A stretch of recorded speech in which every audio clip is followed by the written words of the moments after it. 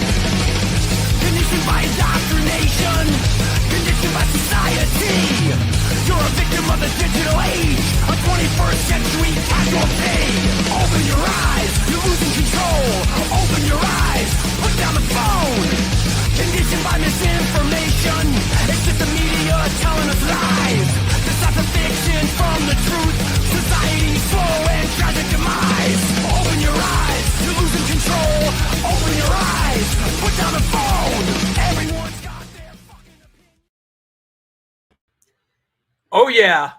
Get your shoes and socks on, kids. This is the New York Hardcore Chronicles Live. I'm excited about today's show. I got a good feeling about today's show. I really do. So good to see everybody from around the world. We're gonna do we're gonna do what we do. You and me and everybody else. Yeah, I feel good about today's show. I feel like it's been a long time since we've done a show. I guess the last show was a week and a half. I wasn't feeling very good at the last show. I was pretty much sick as a dog. I feel a little bit better now. Actually, I feel a lot better. And I've been really looking forward to today's show and with today's guest. So good to see everyone. Lou Riz, what's happening? Michael, Altian, Drew, thanks for showing Brian the love and respect he earned in the end. Well, you know, we're going to talk about that actually. You know, Brian Whittemore passed away, and we had a bit of a memorial for him last weekend, and we played, and it was a hell of a day. So good to see everybody. Scott Earth, speaking of last weekend, and Chris Spikey, Anthony Green. Good. The gang's all here. I'm ready. You're ready. We're ready. It's the New York Hardcore Chronicles Live. Let's go. Sponsored by New York Hardcore Comics, the Texas Silver Rush, DTFM Vinyl Distro, Generation Records, 126 Hardcore Clothing, and Mad Vintage. That said, let's make sure everybody's okay. What's up, Francis? What's up, Zook? What's up in Staten Island, Dom? What's happening? What's happening, Mimi Fugget? So that said, let's bring on Senor Messina. What's up? What's up? And Lori Dawn. What's up? How you doing? Lori. Good. Yeah. Excited about today's show. Oh yeah. It's going to be a good one. Let's talk, you know, someone mentioned Brian. And last weekend we had the Holiday Slamboree, and it was a bit of a memorial to Brian, who was a staunch supporter of not only what we do down at the Bowery Electric, but of the show. He was just the guy lived and breathed New York hardcore, and really loved this show and loved what we do down there. And yeah, it sucks, man. But you know. But it was a beautiful tribute. You know, a lot of people came out. Mimi made some really beautiful stickers for him, and there was just some really nice touches to the day. So yeah, it was one of those. It was a special day, and of course we had bands played, and here's a couple of Steven's shots, right? Boom. Yeah. that's a nice one, Steve, and I like the way the lights behind him. Yeah, it's a nice shot, Steven. Yeah, they always, those guys always kill it. That is, of course, Fire is Murder. Yeah. Our friends, and I just think they get better and better. Absolutely. Steve, for you gearheads out there, Steve Gallo playing his 5150 head through one of our Sound City cabinets, which sounded pretty damn good. Yeah. Yeah, they were great. Yeah. Let me see what else we got from that day. Well, you guys, how did, I know the answer, but just to be redundant, how did the coat drive do? So the coat drive was amazing, really. Absolutely so grateful for the community helping out. So many people brought coats. We collected, I think we collected 12 bags this year. And that was stuffed to the gills. We filled Larry's van. Plus, we collected $350 to be donated, which was just incredible. Just seemed like everybody really pulled together. And I got to thank my team, Danielle, she was out there. She brought the snacks for the bands. Mimi came out and helped us. Elisa made all the candy bags. It was Cindy's first, event as part of our team. So we all just, we were just collecting coats and handing out hand warmers. I think we handed out like 55 pairs of hand warmers that day. It was yeah, it was all day. Yeah. So it was cold for everybody. Hey, actually, there's Cindy in that photo. Yeah. Don't worry about those other two guys, Larry Kelly, but really, the photo is really all about incendiary. Yeah, down there on the right. It's really an incendiary photo. Those other two guys are just like Actually, Larry had one of Brian's stickers on his chest there. That was a nice touch. Ryan. Shouting out Ryan Bland from AIC, he was amazing. Amazing that day. So we did this My War thing, and we had different singers come up, and it was really great. I played guitar a little bit, a lot actually, and it was cool. That's great. I like playing guitar and playing drums. I don't think I want to sing anymore. Yeah, you looked good up there. Well, I know. And we had a couple of surprise singers too, right? Of course I did. Yeah. Yeah. And so you could say it was a surprise, but one of my personal highlights was my fiance, Rochelle, got up there and busted a Misfits song. Yep, she killed it. Yeah. She killed it. She was great. Yep. Yeah, it was, and Mike, look at Mike, drummer Mike back there. Yep. I didn't know he was going to do this. He came out dressed as Santa Claus. So that the underfed Santa. Yeah, that was great. His mom came out that day too. Scott Earth. We celebrated National Short People Day. I'm not making that up. It was December 22nd, National Short People Day. Rochelle sang the Misfits, Bullet. And Scott Earth sang World Peace by Cro-Mags. Yep. Ryan Bland sang Right Brigade. And here's a shot. This is from the sound check. I'm playing drums here. So awesome. Mike sang I Want to Live by the Ramones. Yep. That's what he's singing here. Yeah. So what happened here was Mike was like, we should do a Ramones song. We should do I Want to Live. And I'm like, you know what, bro? Why don't you fucking sing it? And I'll play drums. So he's like, okay. So, you know. And he did. It was great seeing him. I'm like, up great. there. I'm like, yeah, you sing. I'll play drums, bro. Yeah. Kayla, what did Kayla sing? I love living in the living in the city. city. Yep. Listen, what's becoming more and more apparent to me as the older I get, the more I look like the Thing from the Fantastic Four. The older I get, the more I look like Ben Grimm from the Fantastic Four. You know, I'm not sure what to do. I'm not sure what to do, but it's a slippery slope. You know, it's a friggin' slippery slope. It all starts to melt. You know, I know. and you know, Steven, you guys were great, man. You know, you guys set it off. Here's a shot of Steven doing his thing. Fantastic. Yep. They were followed up by Shoot the Five, which was great. Right. Yo, explosive set from them. It was amazing. Yo, Shoot the Five was great, man. They Yeah. blew it up. They blew it up. And then headlining was the amazing non-residents who are awesome. You know? They never disappoint. They're so much fun. Yeah. They're so much fun. When he picked up the little Hulk Hogan and threw him into the crowd.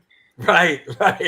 And it was really sweet. They had their family there too, visiting. So very nice. You know who sells the merch for the non-residents?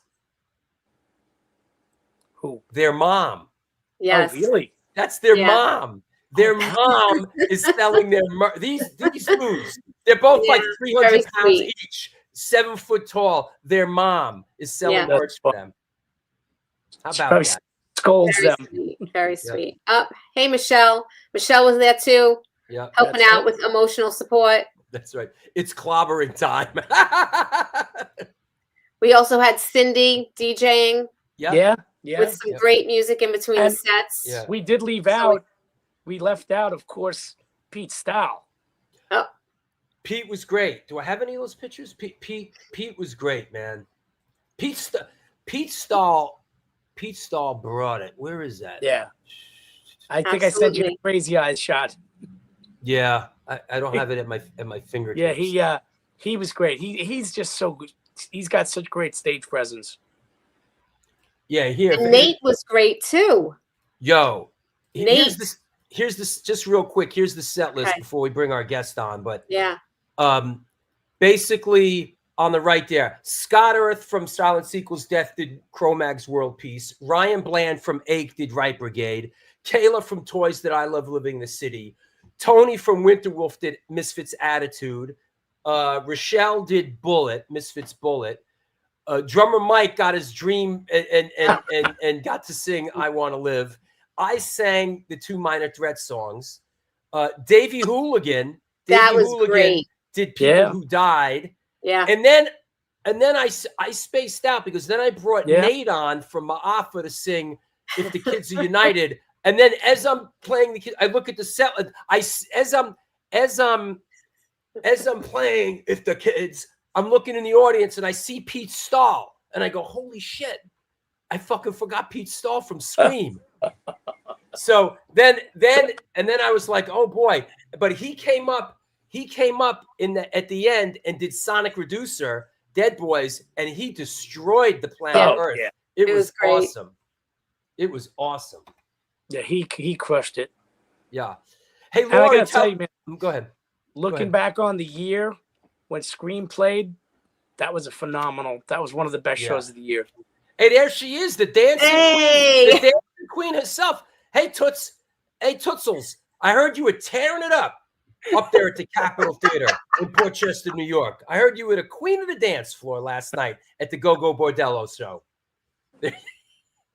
Dancing queen, don't mean she's only 17. Only 17. Fantastic. Oh, she said she's paying for it today. Oh yeah. Listen, nothing comes for free, Cupcake. We all know that. Right. There you go. Even Rich Zola I'll tell Rich Zola, Elise was ripping it. Yep. Oh my God. Hey, Lori, tell us what's going on Saturday. Okay, well, Saturday I'm closing out my art show at the Calling Bell in Huntington. So we had such a good time at the opening reception that we decided to do a closing reception as well. So Saturday from 7 to 10, come on out, schlep on out to Huntington, Long Island. And since Sunday's show of My War was so amazing, we're going to do a special acoustic set again, you know? Yep. We're going to so play. I'm thrilled that you guys are coming out to do this. You know, and it's again, you know, members of Incendiary Device, Nick Scar's Brother Brain with guest singers, including our own Mr. Messina right here. Yeah. And Kayla from Toys, and Rochelle's going to sing the Misfits. Rochelle's going to sing the Misfits song. And hey, listen. By the way, if any the offers out there, I know Ryan and Scott. I didn't formally ask. If you guys want to come out to Long Island, drop me a line. You're more than welcome to do your song. You know, it's a ways out there, but I'd love to have you. If not, ways out there, but there'll be cookies and snacks. There's going to be cookies. Yeah. Okay. If I'm driving all the way out to Huntington, you know. Oh, she'll be the backup dancer. Oh, fantastic. Dancing queen. Get her a tambourine. Fly, Robin, fly, up to the sky. All right. Get Elisa to sing a song. All right, listen. Listen. Let's get our guest on, huh?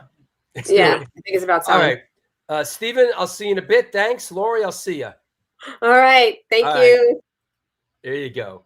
There you have it. This is it. This is it. This is what you've come for. You've arrived. This is the New York Hardcore Chronicles Live. Sponsored by the Texas Silver Rush, DTFM Vinyl Distro, Generation Records, Mad Vintage, and 126 Hardcore Clothing. 126 Hardcore Clothing is a streetwear brand for restless individuals who don't compromise, like you, my friend. They're about being positive, spontaneous, and true to yourself. For years, they experimented with several printing methods and materials and collaborated with a large number of designers and illustrators, always giving room for fresh perspectives while retaining the hardcore attitude.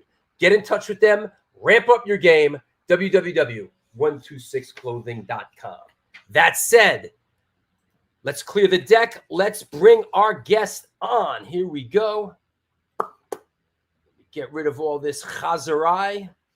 And here we go. Today's guest is an American punk metal guitarist songwriter hailing from Long Island, New York. As a musician, he is primarily affiliated with the legendary band The Plasmatics and the musical career of Wendy O. Williams. Here today to talk about his long history with the band from beginning to end, please welcome, coming at us from Detroit Rock City, Michigan, Mr. Wes Beech. Hey, man. Hey, what's happening, Drew? There you are, bro. How are you? All right. Great. Honored to be here. Good. How's Detroit, man? It's a little cold right now, but, you know, it's still Detroit. Rock City is right. When did you pull the ripcord and get out of New York and head to Detroit? It was in '86. It was when we were working on Wendy's second solo album, Commander of Chaos. And it had been dragging on for quite some time, and I was starting to get disillusioned with the whole thing. So I decided just to take a break from the band and relocated. Why Detroit? Was Detroit a place that you went through? What was your connection with Detroit? Well, we played Detroit a few times, and we always had great crowds there. And actually, I met my wife, who's from Detroit. I see. So I moved out here to be with her. And then I really enjoyed the cost of living, and they had a great music scene at the time. So it was a win-win. Yeah. Yeah, and New York, I guess in '86, things were changing, right? Right. Oh, exactly.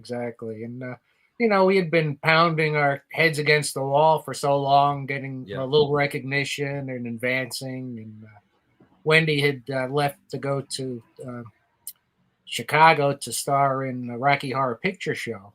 And we were in New York writing songs and working, getting ready to put out the next album. And it just kept dragging. And finally, I just said, I need a break. I guess we'll get to that. That was who was producing that record, to skip way ahead? Well, actually, Rod Swenson was the producer, and I worked as associate producer on it. And I stayed in touch with the band, and I still worked with the band. Yeah. So, how did you come up? Did you grow up in a musical household? How did music come into your life? Well, my mom played cello growing up, and she played a little piano, and there was always music in my house, classical music mostly. And then, of course, like millions of my generation, I saw the Beatles on the Ed Sullivan Show, and that was it for me. I wanted to play guitar and do what they were doing, and hope to someday do that. So that was it. But I started playing saxophone in the 4th grade and played that throughout school. And then in high school, my sister used to play guitar, and she was becoming quite an accomplished classical flamenco guitarist. Is that your sister Laurel? Yes, my sister Laurel, younger sister. Yeah. Right. Yeah. But she discovered boys in high school and put down the guitar. So it was sitting around the house, and she had all these instruction books, and I just kind of picked it up and started dabbling with it, and eventually moved to the electric guitar and just kept at it. Just taught myself, basically. What was the first record that you bought that was yours? Like this is my music, I'm buying this. What was the first music that you bought that really that you felt connected to? Well, I was about 8 years old, and I remember going to S. Klein's department store on Long Island with my mom. Went to the record department, and I got a copy of Tchaikovsky's Swan Lake because I really liked the melodies in that. Then I took it to the counter to pay for it, and the clerk was like, "You don't want this." And my mother actually had to come over and tell him, "Yes, he does. He wants to get that record." Wow. So that was my first real record. And then my mother bought us Introducing the Beatles when that came out. And then after that, it was pretty much Beatles and British Invasion for a while. But I've always been driven by melody and classical melodies and things. You may not know it with songs like Squirm and Monkey Soup, but really I've always been driven by melodies. That makes sense. How about live music? What was like the first live? Now you grew up out in Long Island, right? Right. Mm-hmm. And go ahead. First concert I went to was seeing the Rolling Stones in '72 at Madison Square Garden. Wow. And that was like one of the loudest concerts I ever went to. My ears were ringing for the whole rest of the day after that show. And that's when the Garden was on 8th Avenue and 53rd Street, right? Right. Yeah. Before the yeah. Mm-hmm. That's the old Madison Square Garden, right? I think. Right. Yeah. And that was just an incredible show, just totally mind blowing. And since I played saxophone, they had Bobby Keys playing sax in the band. Sure. And that really just blew me away. I think the Rolling Stones recorded "Get Your Ya-Ya's" out at the Garden. Yeah, I think they did. Yeah. Yeah. But that was a great tour, some great songs, just incredible. Then the next show I saw Mott the Hoople at the Felt Forum, and the New York Dolls opened for him, and they just totally blew my mind. When they came out, I just was totally enthralled with them, and they since have become my favorite band of all time. Mm. And the Dolls, did you connect with them at all? Just very little. I mean, I'd bump into them from different places. I'd see Johnny Thunders and just say hi, or David Johansen. I did once. I was in the Village, St. Mark's Place, and I saw Sylvain go into a bar. And just coincidentally, I just bought a copy of his The Kids. What was it? The Kids Are Back or something like that. 45. Mm-hmm. So I ran to my car, grabbed it, ran in there, asked him to autograph it, and he did. He was very nice. And it was very cool. He was always very nice, Sylvain. He was always a very nice guy. Mm-hmm. Yep. Yeah.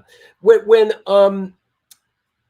in high school and college, you played in a blues band, right? In college, I did. Yeah, originally we were called the Tar Baby Blues Band, but that was a little bit un-PC, and we got a black drummer, so we changed the name to the Iron City Blues Band. And Okay. We played a lot of clubs around Pittsburgh. I went to school in Pittsburgh, so we were playing the working man's clubs and things, and that was a lot of fun. And at that time, you could actually make decent money playing clubs. Yeah, we've talked about that in that era. You know, a lot of bands. There was this very healthy live music circuit that existed, and you know, if you see like the Twisted Sister documentary or whatever, like bands like Twisted Sister and Rat Race Choir, and you had bands like Crystal Ship and you know, all the Good Rats and bands like that played this. There was an incredible, healthy live music circuit. You know, Long Island, Jersey, even in the city. You could get in the city a little bit, but it was you could make a living being in a band.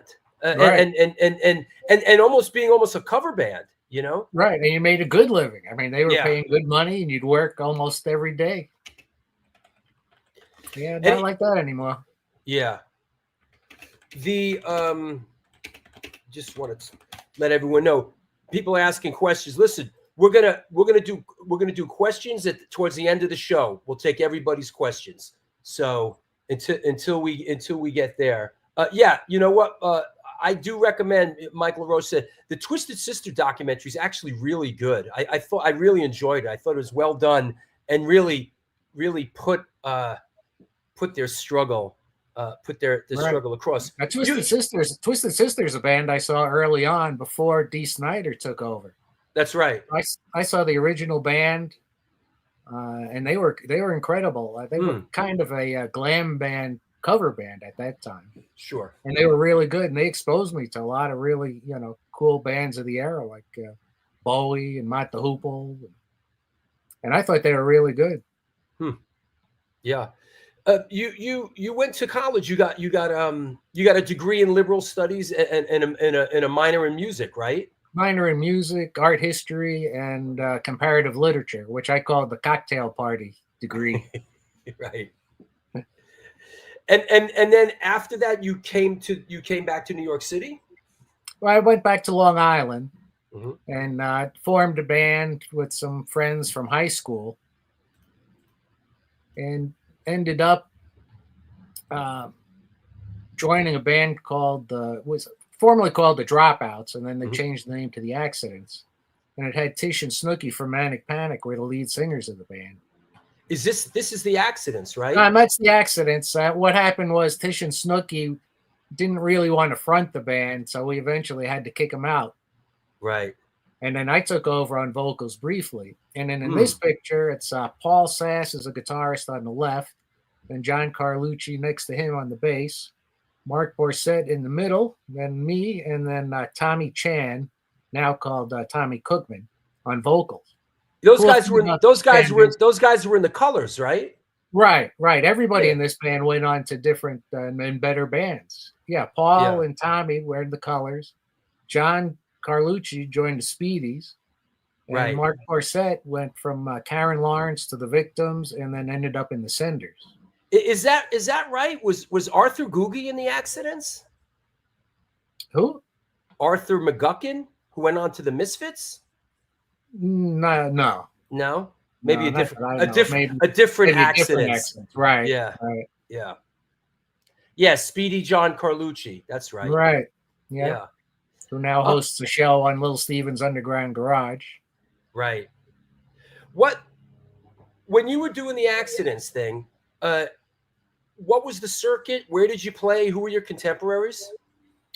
Well, at that time, the Ramones and Talking Heads at CBG, it was kind of like the second wave at CBGB's, and we were perennial Monday through Thursday. We could never crack that, weekend gig, even though their sound guy, Charlie Martin, liked us and Hilly liked us, but we just could never get any traction for the weekend. But interestingly enough, our first gig was opening for the Dead Boys' first show at CBGB's. Wow. And that was incredible. Our drummer at the time was Billy Cairns, and he lived in Ohio, and he was telling us about the Dead Boys and saying, there's this really great band, and you got to check them out. And funnily enough, we opened for them on like a showcase night. It was a Tuesday night. And I remember it wasn't very many people at CB's at the time. The Dead Boys all had, waist-length hair, no bass player.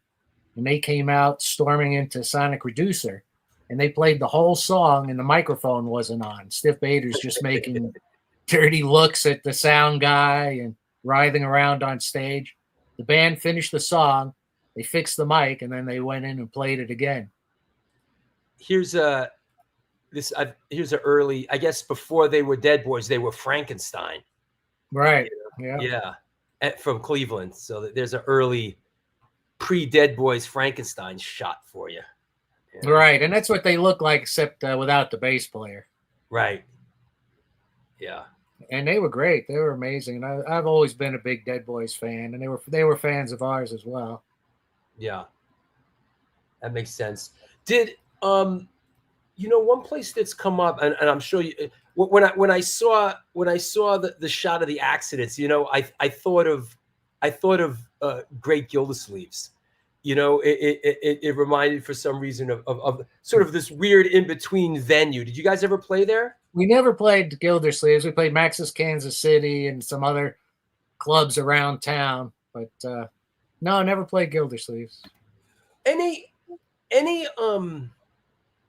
unsung heroes from those days, like from the early days when you were playing around, that anybody that you felt like was just really, really fantastic, but for whatever the reason, they kind of didn't get their just desserts in the end?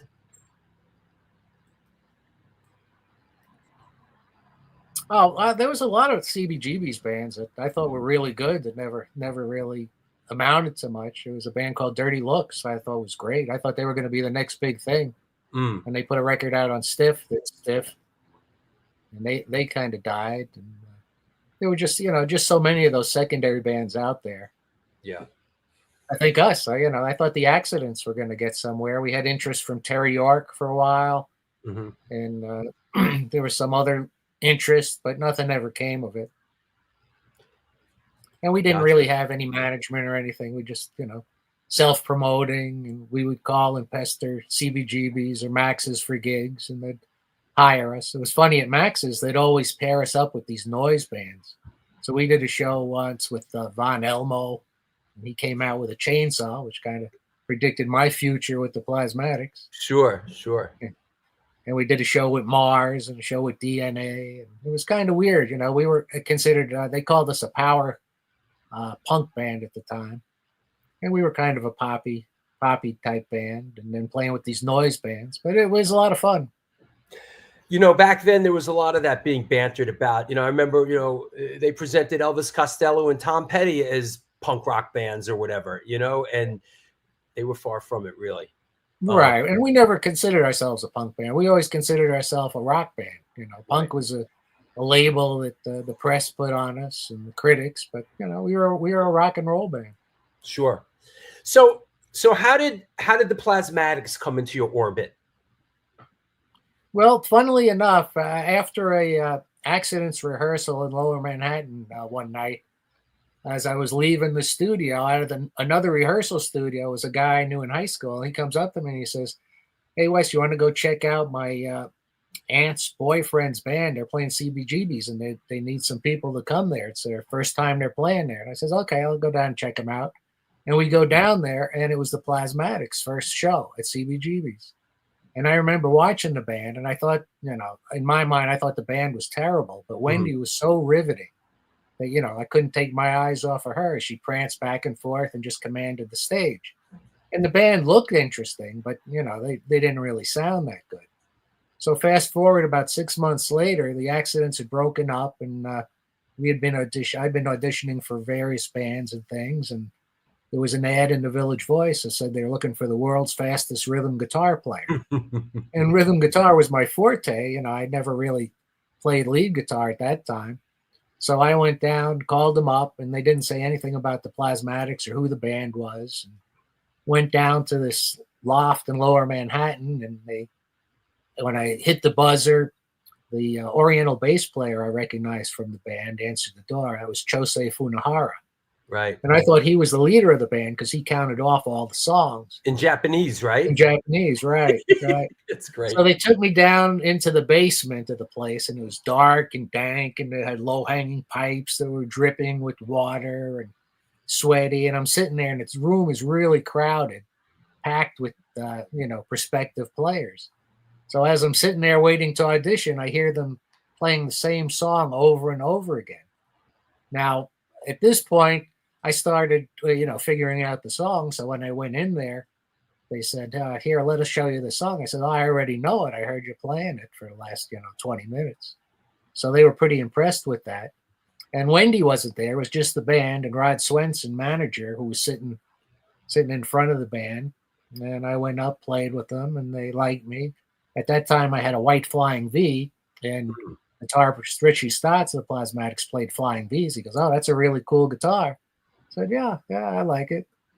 So they invited me back 2 more times, and I was up against kind of a new wave guy, short hair, and a girl who were, auditioning for the band. But I definitely played the best, and Rod took me aside. He says, look, we like you. We'd like you to be in the band, but you seem to have a little bit of a weight problem. Can you lose some weight?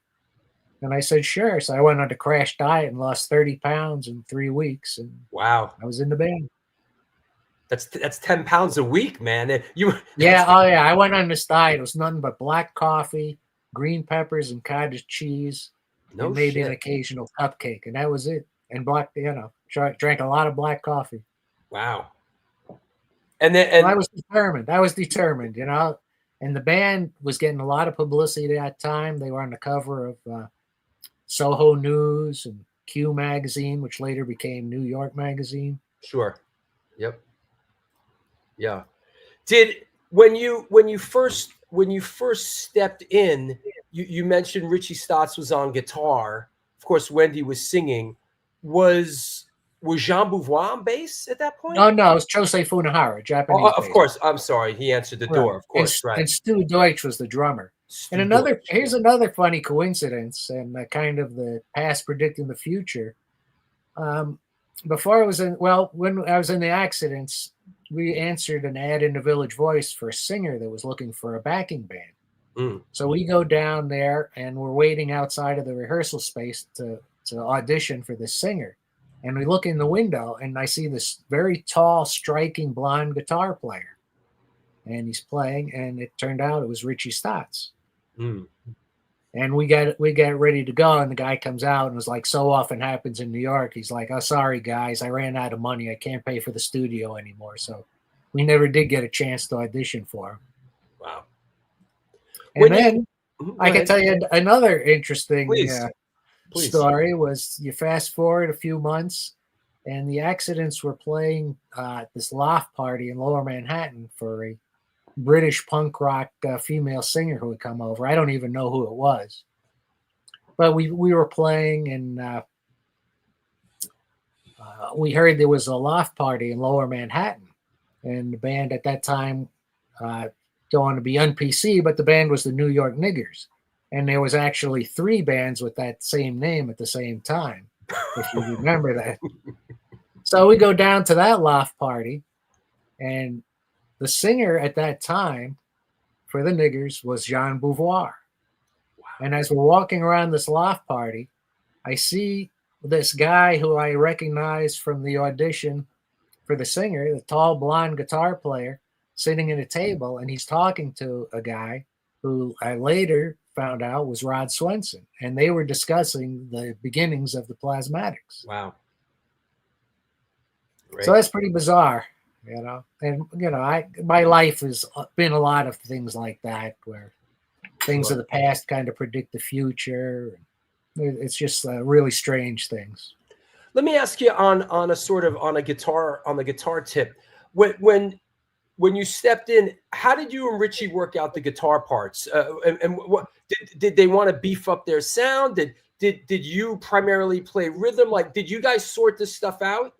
Well, that's why I was added to the band primarily, was to beef up the rhythm, because Richie would go off on these wild lead guitar tangents, and when he did, the sound would drop out the and bottom would would get very fall out. thick. Yeah, Sure. So they wanted somebody to come in and provide that, undertone, that bass Sure. of guitar. So that's what I did. I was a rhythm guitar player. I had no qualms about that. No, no aspirations to play lead guitar or step on anybody's toes. And that worked out really well. And as I progressed in the band, I had more opportunity to play lead guitar, and that kind of presented itself. And I learned a lot from Richie, as far as lead guitar playing. And he had a style that was so unique and over the top. Yeah. Yeah, he has a real quirky style. Oh yeah, to say the least. Yeah. Yeah. It's a great shot. What's going on here? Okay, so that's backstage at Fridays. And that's young Michael Richards on the left, and then Stu Deutsch, the drummer, Wendy, myself, John Beauvoir, and a young Larry David on the right. Wow. For those that might remember, Fridays was Fridays was a show, a music show, like a comedy show, right? It was a sketch show, similar to it was ABC's answer to Saturday Night Live, is essentially what it was. Mm. And that show, Shelley Winters was the guest host, and she was completely out of her mind. She couldn't remember her lines. Wow. It was wild. That was a wild show. What was the sort of the hey, Al Mitchell, what's up? Circus of Power. Good to see you, buddy. The Plasmatics sort of is it true you guys had like a real rigorous you guys rehearsed a lot? We rehearsed all the time. I mean, really? All the time. All the time. Tell me about it. And, it was in Lower Manhattan. So our schedule was we would rehearse every other day from 6 to 10 in the loft. Rod built a little recording and, a rehearsal setup in their loft. They lived on the 5th floor walk up in Lower Manhattan. So we would rehearse there, like I said, every other day, and then all day Saturday and Sunday. And this was our schedule. I mean, we would do this every week, week in and week out, unless we were gigging. And, typically we would gig Fridays and Saturdays. Sometimes we'd play 3-night stints at CB's, Thursday, Friday, and Saturday. There'd be lines around the block waiting to get in. And we were the first band to charge a $10 cover fee at CBGB's. And it was still sold out. Which was outrageous. At that time. It was outrageous. Yeah. And I had a little secret at CBGB's when I was in the accidents. Before the accidents, I would go to CBGB's in the afternoon. And if you went in the afternoon, you could sit at the bar, order a beer or two. And then you would just sit there and hang out all night. And then they'd start charging admission, but you'd already be there. Yeah. So you wouldn't have to pay the cover charges. Yeah. Hilly and his wife, they weren't throwing everybody out. Right. If you were in there drinking, let them keep drinking, right? Exactly. Yeah. And that was a lot of fun. Yeah. I saw so many great bands there.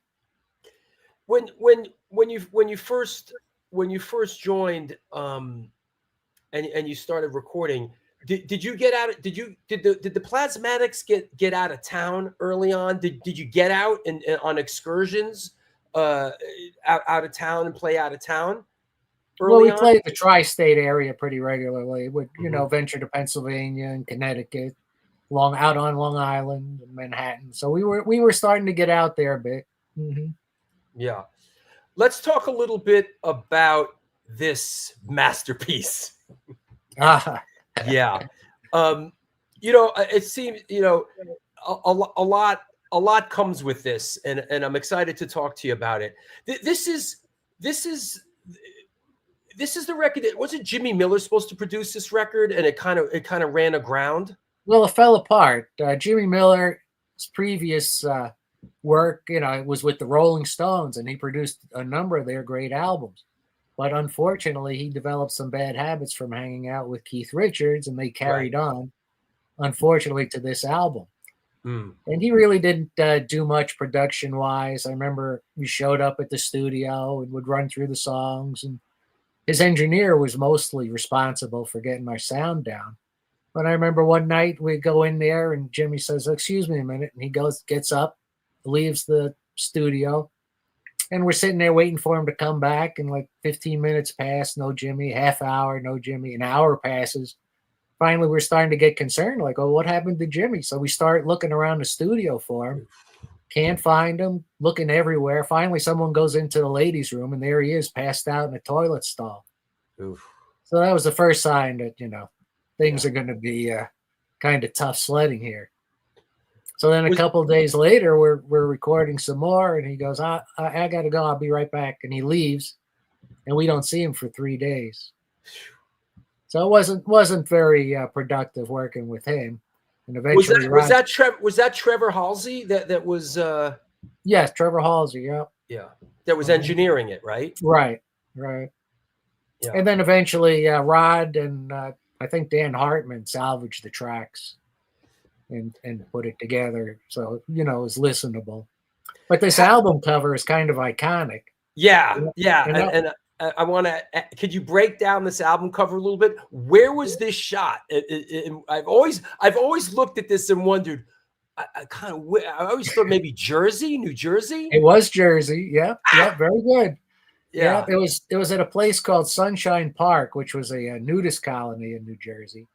And if you look very carefully at the bottom of the open door, you can see the reflection of Sunshine Park in the window. Mm. And they brought in this giant crane to lower the Cadillac in there. And we spent all day filming this. And this was like one of the hottest days in the summer. It was probably about 96, 97 degrees. And you can see I'm sitting back there with my feet in the water. Yeah. The night before, Richie and I and Stu and John went out to some bar. And I remember just getting sloshed on Heineken's. And I was hung over to the max.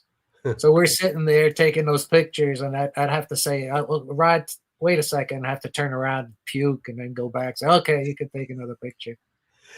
I always cringed when I looking at the flying V dipped in the pool. I always like, ooh, such a Well, if you check out, we did a video for the song Monkey Suit, right? And we filmed it there. And Richie's when he plays his guitar solo, he dips his guitar in the pool. It's pretty funny. Yeah. I wanted to ask you that guitar that you're playing there, right? Mm-hmm. In this picture, and I have another picture. And by the way, I mentioned this before. Zum, who plays in My War with me, when I told you were coming on the show, he came to rehearsal and he gave me this issue of Vintage Guitar Magazine, which has a great interview with you. And one thing that's in the interview is it lays out all your guitars, and the guitar that you have in that shot is the one on the right here. What is this? Right. That's called a Sardonyx guitar. And it was made by a guy in Brooklyn. And I had seen a article about it in Guitar Player magazine. And I thought, man, that's the wildest looking guitar I've ever seen. And I've always, leaned toward the more striking guitars because, the Plasmatics were such a visual band. I thought, wow, that's a perfect guitar for the band. So I called him up and I went down to his shop in Brooklyn. And he's just this, meek guy. And he built this wild instrument. Wow. I mean, really, his thing is working on pre-war Martin guitars, but how he came up with this, I don't know. But it's definitely the coolest guitar I've ever had. The top horn extends, so you can get balance on it. Huh. And I remember when we played the Friday show, a comic was warming up the audience. He looks at it, he goes, "What are you playing, a chair?" And I thought that was pretty funny. But that was a great guitar. I loved playing that guitar until we did a show in Santa Monica Civic Center, and an overzealous fan ran across the stage and slammed into it and broke the headstock off. Ooh. So I took it back, and the guy fixed it. He did a really good job. But after that, I just put it in retirement because I didn't want anything else to happen to it. It looked like it was a bit of a workhorse for you. I see you played it a lot. Oh, I did. Yep, definitely. It's because it was so visually striking. Yeah. Is that right? John Lennon had one? John Lennon had one, right. Is that right? John Lennon and Ian Hunter. There you go. Wow. So I'm in good company, and I think Howard Leese of Heart also had one. Right. And these are a couple of your others. Are those are two Kramers? Yeah. Yep, those are Kramer Voyagers. Right. Yeah. And what's the purple one? The purple one is one of the newer guitars I've had. That's a Sophie Lloyd signature model by Kiesel. Right. Right. That's a really, really nice playing guitar. What? And here's while we're here, while we're on it, let's look at a couple more. Were any of these like your go-to live? Any of these? Well, the Westbury on the right, that was my first endorsed guitar. Mm-hmm. And that was one I also saw on an ad in Guitar Player magazine where some country guy was playing it. So I really liked it. I thought it looked cool. It wasn't a Gibson or Fender, it was kind of an off-brand, but it was a really nice instrument. It was a high end. So I called the company, Westbury, which was out on Long Island, and I talked to them, and I said I was a manager of the band, and the guitar player was interested in it. And what do you think? And they said, yeah, come on down. So I went down there and got an endorsement deal on it. And while I was there, I met the vice president of the company, and he says, what kind of amps are you playing? And I says, I'm playing Sound City right now. He says, you ever think about Marshalls? And I says, yeah, I've thought about it, because they were the Marshall distributor. So I ended up getting a Marshall endorsement there, and Richie also got the Marshall. So that worked out really well. So you switched over to Marshalls. Yep, and never looked back. Yeah, got the JCM 800s and still use those to this day. Interestingly enough, the guy who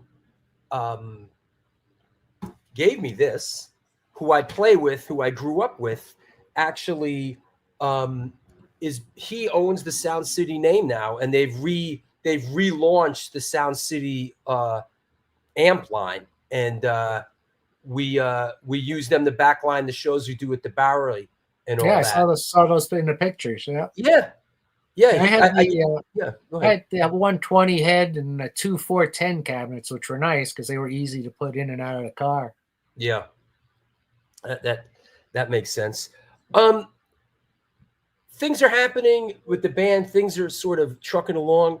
Could you give us any perspective on what kind of a person was Wendy O. Williams, just in those sort of early kind of working days with the band? What could you give us any perspective on her? Oh, sure. Wendy was just an absolute sweetheart of a person. She was like almost the older sister to us. She'd watch over us. She'd make sure when we were doing shows that we had everything we were supposed to have on the riders. And she would push us. I mean, she would literally push us. And she was such a hard worker. She worked at her craft all the time. She would go out and she would run 5 or 6 miles every day. And then she'd come back to rehearse. And, so the end of the show, she'd be there ready to go. And, we'd all be dripping in sweat and panting. And Wendy was just, she was just a powerhouse. I've never seen anybody with such a strong work ethic before. She was constantly had a Walkman on her ears and listening to the songs and singing along to the tapes and rehearsing and running. She would work out. She would work out in her loft and go to gyms. And here's something really funny. She walked into a Miss Universe pageant, and she just walked in off the street and she took second place. Wow. I missed weightlifting or some weightlifting competition. She just walked in off the street and won second place. Wow. So she was amazing. She was really incredible. And I miss her every day, really. I have in my notes here, just in my homework, was the Plasmatics a punk band? Well, no, we were a rock band. We were always a rock band. We just got lumped in with the punk bandwagon. But I always thought we were a rock band, and we would always push ourselves. I would push myself. I try and do more and play different things. And sure. And we always progressed. And if you listen to our records, I don't think any two records are the same. Yeah. And it's a constant progression. And I like to say, we learned that fourth chord, and then we started more of a heavy metal type band. Sure. And we would study bands. I mean, we would go to see bands and watch what they did and take things away from them, and we would listen to different records. And it was a process. Who were your peers in that era that you felt like you enjoyed playing with, that were sort of like comrades in chaos? You know, like, were there any other bands that you felt like, you know, you felt close with? Well, you know, initially when we started, it was the Ramones. I mean, we were big fans of theirs, and they were fans of ours. You know, we would go to their shows; they would come to our shows. Then after that, Motorhead. You know, with the Jimmy Miller connection. Sure. We went and saw Motorhead open for Ozzy's Blizzard of Oz at the Palladium with Randy Rhoads. Wow. Was that 1980? I think that was, right? 81, I think. 81. And that was totally mind-blowing. You know, seeing Randy Rhoads play live, I was ready to just give up the guitars. Like, oh, holy hell, I'm gonna play like that. But that pushed me. I actually studied his style and his playing, and borrowed some of his licks. If you listen carefully on some of Plasmatics albums, you might pick up on that. And then we were friends with Motorhead, and we ended up doing the 45 with them. Sure. Stand By Your Man. Right, which was a disaster and a half, but it was a lot of fun. Right. Yeah. Here's another great one you sent me. Could this be the Plasmatics and Leif Garrett? Yes. The Plasmatics and Leif Garrett? Come on now. Right. That was out in California. You can see me and Richie mugging it up for the camera. Right. For some reason, Leif's publicist thought it would be a good idea to get his picture taken with us. And of course, after that, he went downhill. Yeah. But he was a really cool guy, and he was a lot of fun. And actually, I like a lot of his music. When just kind of working off that photo a little bit, when you guys went out in 80, 81, you toured in Winnebago, right? Yes. Mm-hmm. Was it certain parts of America bringing the show? I know there was the incident in Milwaukee. Could you give us any perspective on sort of what happened there, and or when you would roll into a town that wasn't particularly ready for the, you know, Plasmatics? Well, you have to remember, this was pre-MTV, so Middle America and the South, they had never seen anything like us, never been exposed to that, and they felt threatened by us. And we would stop in a McDonald's or Burger King and walk in. As soon as they saw us, it would be total silence. You see people peering out from the back, looking at us and staring at us. A lot of people thought we were a motorcycle gang, and they were really frightened of us. And when we went to Milwaukee, that's exactly what happened. The entire vice squad of the Milwaukee Police Department was at our show. Oof. And they were determined to put a stop to it, because they were so threatened by Wendy. So we did the show. After the show, I was backstage, and I remember hearing somebody come running in saying, hey, they arrested Wendy, and they're beating up Rod and John. And it was horrible. I mean, that was just one of the darkest days of my life, because up until then, we always had a great relationship with the police. Right. You know, in New York, the police were great. They always watched out for us and, watched out for the show. But in Milwaukee, Wendy was getting arrested for pandering obscenity, for simulating masturbation with a sledgehammer, which is ridiculous. And the funny thing is, at the club we played in, right across the street, there was a topless bar. And yet the entire Vice squad was at this club. So as they were putting her in the paddy wagon, one of the cops grabbed Wendy's ass. She turned around to slap him, and then he pulled her off the wagon, started beating her. And fortunately, there was a guy back there with a camera who took pictures of the whole thing. So, Wendy had to go to court, and she was, of course, exonerated, and they dropped all the charges. But it was a really dark time for us after that. Yeah, that's a horrifying thing to have to live through. Seeing seeing your bandmates get pummeled, by the police like that. That's a horrible. Right. Right. And then, so then after that, we were always looking over our shoulders, wondering if we're going to have this problem again. Yeah. And sure enough, we did a show in Cleveland a couple days later, and the Milwaukee Police Department had called them and told them to be on the lookout.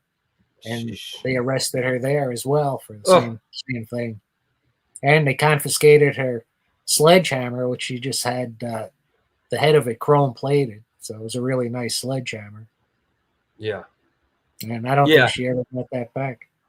Yeah, John in London says, classic. You can't simulate that act, but we can beat your ass. It's right. Like, yeah. I mean, in a lot of ways, and I know a lot of people feel this way, is that Wendy O. Williams was an absolute trailblazer in doing what she did and in fronting a band like the Plasmatics in the Midwest in 1981. Right. Oh, absolutely. Absolutely. And in the South, too. We played through the South. And that carried on into the 80s. Yeah. I mean, we laugh on this show every now and then. I remember when I was a teenager, when I was in Boston, we'd shave our heads and just having your head shaved was basically back then in 1981, you're just looking for trouble. There's just a contingent of people in Boston, Red Sox fans or whatever. We would constantly, just your appearance in 1981 was perceived as such a threat to certain people, Right. Oh, we get that all the time after shows. They'd always be guys wanting to fight us, or because I guess I don't know, because the girls were looking at us or something. But almost after every show, there was some guy, tried to threaten us. And I'm not a fighter, I talk my way out of anything. Is that right, Chris Contos? I met Wendy O at Flippers Roller Rink in Hollywood on Sunset in 1980. Probably. Yeah. Yeah, and that's we always laugh at that. They would yell Devo at us. That was a fucking Devo. And we'd be like, huh? Like that was like the crushing. That was the crushing insult. That was the crushing insult to my teenage skinhead, world, Yeah. Well, when I first moved, go ahead. When I first moved to Detroit, I had blue hair. Right. And I'd be walking along the main street of Dearborn, where I worked at the time, and I remember a car stopping right next to me, and the guy just looking out and yelling. He's like, "You!" He couldn't think of what to say, and finally he's like, "You fruitcake." Okay. Yeah, that's really insulting. That said, there was this show at Bonds in Times Square. This was a benefit for Wendy's legal fees, correct? Yes. Mm-hmm. I got go ahead. I'm sorry. That was a little before the Clash played there. Right. Yeah, that was an interesting venue. I have a clip. Yeah, blew it up. Wendy blew it up. Wendy blew it up at Bonds. Right. Yeah. And if you look, that's former Twisted Sister drummer Tony Petrie behind the kit. Were you in between drummers at that point? Alice Cooper Group's drummer Neil Smith on the road. Sure. And he had told Rod, hey, if you ever need a drummer, let me know. And so we needed a drummer. Rod called him up, and he came down and did the drums on that album. Is that right? Yeah. Yep, Neil Smith. And he was a really cool guy. Great drummer. We rehearsed with him. He brought down his old kit with the original mirrors on it. And before every rehearsal would say, Neil, play the intro to $1 Billion Babies. And he would do it every rehearsal. He was such a cool guy. But for the tour, Rod didn't want to use him. He wanted to go with somebody, a little hungrier, didn't have a name out there. So Tony had just left Twisted Sister. Mm-hmm. And my wife at the time went to high school with Dee Snider. So I called Dee up to ask him about Tony. Of course, Dee was too big time to call me back and had his sound guy call me. So I talked to him. He gave me Tony's number, and we hooked up with him.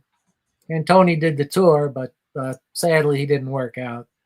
I had to replace him after that tour.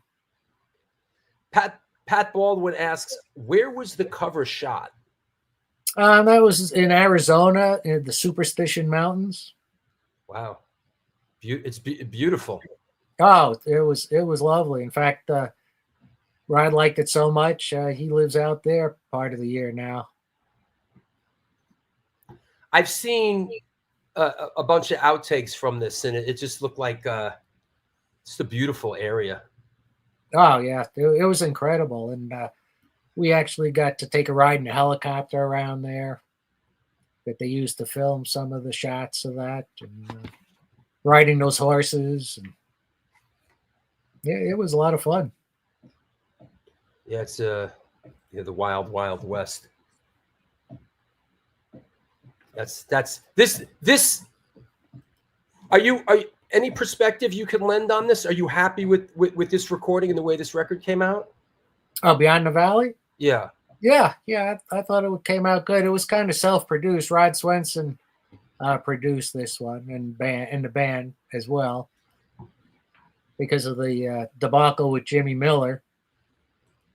And then that came out on Stiff America Records, and it wasn't really promoted as well as it could have been, which was pretty much the story of our whole career. Right. Makes sense. That featured John Beauvoir played keyboards on a couple tracks on that, and bass. And I thought there's some really good songs on there. How did John Beauvoir come into play? I mean, did he play with Gary U.S. Bonds before the Plasmatics? He toured with Gary U.S. Bonds when he was kind of interesting team. From Gary U.S. Bonds to the Plasmatics, right? Right. Yeah, and then he went to Little Steven and the Disciples of Soul. So, but John always aspired to be something more than he was in the Plasmatics. But, yeah, we auditioned bass players because after we played the Palladium in New York with Chosei Funahara, his bass playing was not up to the standards we were looking for. And even though he was visually striking and he was really, really good, he wasn't really a bass player. I mean, he wasn't as good as he could have been. And, we got him some lessons and worked with him, but it was just came to the point where we had to replace him. Mm-hmm. So we auditioned a number of bass players, and John came in, and he was really solid, played really well. And another guy came in, Chris Romanelli, who we actually liked better, but he didn't have the experience and was a little younger. So we went with John. But we said, okay, well, we'll keep your name on the side, Chris, in case, somewhere down the line we need another bass player. And actually, that's what transpired for the next record. And Jean Beauvoir, like you said, went on to play with Little Steven. He also had the song from the Stallone movie Cobra. Right. He fronted a band called Crown of Thorns, and a band called Voodoo X. Right.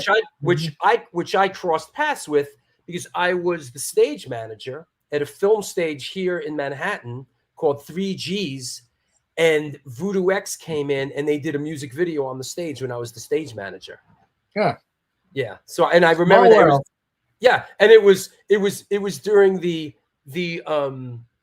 golden age of music video, and they spent like 3 days building this elaborate volcano set. I mean, they spent it took up the whole stage, and I'll never forget this because what happened at the end was the crew, whoever the production was, the crew quit because they had like 3 guys to break the whole thing down, and they said, fuck this, and they quit, and they walked out. And they left this huge volcano on the stage, and we had to we ended up breaking it apart ourselves. Wow. And it took a couple of days, but that's it. What I like to say is there's no secrets in the music industry, because I had a guy who I had played with in some bands before the Plasmatics, called me up one day and he says, "Hey, Jean's leaving the band." And I said, "He is?" He didn't say anything to us about it. He goes, "Yeah, he's definitely leaving the band." So okay. So I relayed that information to Rod, and then sure enough, about 2 weeks later, John, went to Rod and said he was going to leave the band. But we had already known, and we had already made arrangements. We had talked to Chris, and he was ready to come down and play with the band, and he turned out to be a really good player as well. And I don't want to get in front of myself. Yeah, I was going to say, did he? It was his tenure until the end. No, he left briefly, and then came back, and then left again. Yeah. One of those deals. Right. Yeah. Right. Hey, in fact, he left. He left right before the recording of the Wendy solo album, the Wow album. Yeah. Let's talk about that when we come back from a break. Let me take a sponsor break for a couple minutes. It'll probably be about 10 minutes if you want to get up and get a drink, take a smoke, and we'll be back in a couple of minutes, okay? All right. There you have it. This is the New York Hardcore Chronicles Live. Our guest today from the Plasmatics is Wes Beech. Yeah, we're going deep. We're getting weird. I'm excited about it. I hope that you are too. Lots of ground to cover. Lots of notes. Lots of homework was done this week. Homework was done because you support the show. Let's do some sponsor stuff. Let's talk about some upcoming events, and we will bring our guest right back.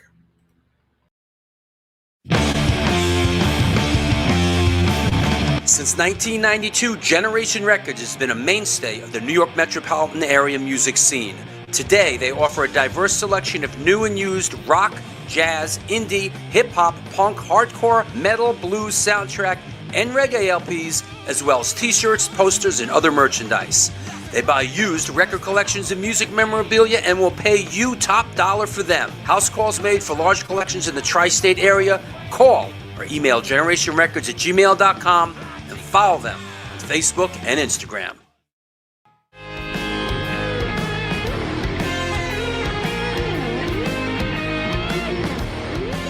Will that be cash or in debt?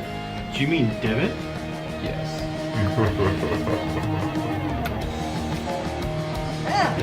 Sorry.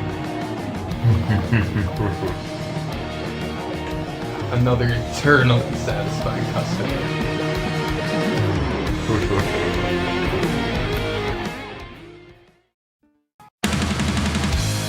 Yo, what's happening? I'm out here at one of our all-ages Sunday matinees on the Bowery.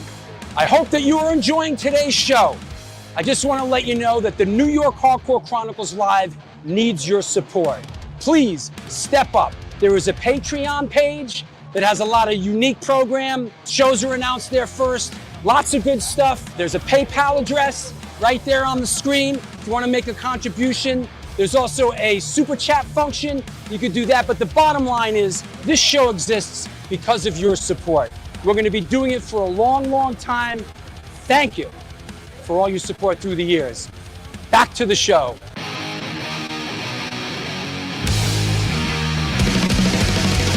Conditioned by indoctrination, conditioned by society.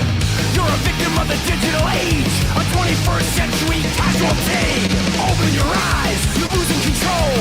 Open your eyes, put down the phone. Conditioned by misinformation, it's just the media telling us lies. Decipher fiction from the truth, society's slow and tragic demise. Open your eyes, you're losing control. Open your eyes, put down the phone. Everyone's got their fucking... And we're back. What's happening? This is the New York Hardcore Chronicles Live. I hope things are well. Happy New Year. It's coming up soon. To everybody out there. Want to mention some upcoming shows. A week from today, to talk about the St. Vitus book, Nathaniel Shannon will be on the show. A week after that, Matt Henson of Noise will be on the show. A couple days after that, by popular demand, Jimmy Ferrari, Delta Bravo Urban Exploration Team, the Brooklyn Blast Furnace will be on. We'll be checking out some locations. Sunday, January 26th, from Iron Cross and Gray Matter, DC Hardcore represent, Mr. Mark Haggerty will be on the show. A week after that, the force behind Punk Rock Bowling and, of course, Youth Brigade, the Stern brothers, Sean Stern and Mark Stern, will be on the show. Hey, we got a white whale here. Let's hope it really happens. Sunday, February 9th, Arthur King Googie, the Goog, will be on the show. Listen, if anybody can find another interview with the Goog, you let me know. We're going to talk Misfits, we're going to talk Antidote, and lots more. And then sometimes things work out this way. It's kind of odd. And then one Misfits drummer, and then and then we got Merle Allen from Gigi Allen's brother on Wednesday, February 19th. And then the big banger, Dave Lombardo, will be on the show on Sunday, February 23rd. Of course, Slayer, Mr. Bungle, etc., etc. Super excited about that. And then Carl Gale has been rescheduled for Sunday, March 9th. So lots going on here at the New York Hardcore Chronicles Live. And please support the show. Also, if you are by your communication device, please pick it up. Follow me and the show on Instagram at Stone Films NYC. And want to shout out all my patrons, Susan Antonson and everybody else. Thank you for supporting the show. Thank you for being a patron. Lots coming up. There's a new book coming out. All patrons are going to get it pretty much for free. It's the best way to support the show. Please. Shit doesn't magically happen. Please support the show. That said, let's clear the deck. What the heck? And let's bring our guest back on, Mr. Wes Beech. Hey, man. Hey. Sorry, I had to do my hustle a little bit. Oh, yeah. Hey, you got some great shows coming up. I have to be tuning in. Yeah, I'm very fortunate at this point. 360 shows in. People know the show, people enjoy the show, and people want to come on the show. So I'm grateful in that regard. Stefan Sonic just sent me this great shot of you playing a place in Brooklyn called L'Amour's. That's nice. Yeah. Is that did you play L'Amour's often? We played there a few times, yes. Mm-hmm. Yeah. And that guitar, I think, was in one of the shots that what guitar is that? That's a Guild X79. Wow. And I was a Guild guitar endorser for a while, and then their artist rep went to Kramer, and that's how I got hooked up I with see. Kramer. He asked, hey, would you ever try thinking about playing some Kramer guitars? I said, sure. Nice. And they were pretty cool. They sent a limo to our rehearsal loft and took us out to their factory in Neptune, New Jersey, and we picked out some guitars. And I'm grabbing a couple of shots out of that. I scan these. This is a beautiful Gibson. What is this? That's we'll call the Modern. It was came out at the same time as they introduced the Explorer and Flying V, but it never went into production. And this is just kind of a reissue model they made in the 80s. Oh, I see. Or 90s, I think it was. Nice. And then there's one more which caught my eye. It's a beautiful, beautiful guitar. This a Gibson Futurama? Actually, that's not a Futurama. Yeah, I was confused by this. That's just the Flying V from their mod shop. Right. But I really like the color, and I've always too. liked Flying Vs. I haven't had one since I actually traded that one I auditioned with the Plasmatics to Richie Stotts for the Lucite Les Paul. Vincent Vlado asks, do you still have that guitar? Yes. Yep. I like the Rock Hotel flyer poster that's behind you. I was at that show. Oh, that was a great show. I love that show. I was at that show. Were you? Yeah. That was at the Ritz. Right. Yeah. Yeah. Yeah. Yeah, actually, the Futurama is a Gibson SG with Steinberger tuners on it. Larry asks, does Richie collect these? Or he did? He didn't really collect them. He liked playing them. Yeah. And he was always prone to break the headstocks off. So many times before a show, he'd be epoxying the headstock back onto his guitar so he could do the show. Hardcore. Have you seen your Hardcore Legend trading card? Where is that? Oh, here it is. Have you seen this? Your Hardcore Legend trading card. Boom, there it is. No, I haven't seen that one. I've seen Yeah. some other trading cards. Oh, that's pretty cool. Yeah. And he says Richie, Jean, and Wendy have cards also. Yeah, of course. Oh, very cool. Yeah, that picture was from the Rochester Music Hall of Fame show we did. Right. I saw that. And you sent me a couple of those pictures. When was that? Is that the thing with the cow sills and with Yes. And with Cherry? Yep. Mm-hmm. Yeah, that was in 2016. They inducted Wendy into the Rochester Music Hall of Fame. And they invited me and T.C. Tolliver as special guests, and we got to play a couple songs with Cherie Curry from the Runaways. There you go. And that's the Cowsills and me and Cherie, and then the promoter, and then on the far right is Pepe Castro from the Blues Magoos. Wow. And he was also in Hair, and at that show they were also inducting James Rago, I think his name is, who was one of the writers of Hair. And so the Cowsills did some songs from Hair, as did Pepe Castro, and they were really good. Do the Cowsills have a Rochester connection? Oh no, they were there for the Hair connection. Okay. And they sounded amazing, and they were such cool people. They had some great stories of how they just wanted to be a rock and roll band, but there they were finding themselves on tour with their mother. Yeah, it was a different time, right? Right. Uh-huh. Yeah. Who's in this shot? That's the Cowsills and me. Right. That's Yeah. awesome. That's a good picture. Yeah. That's cool.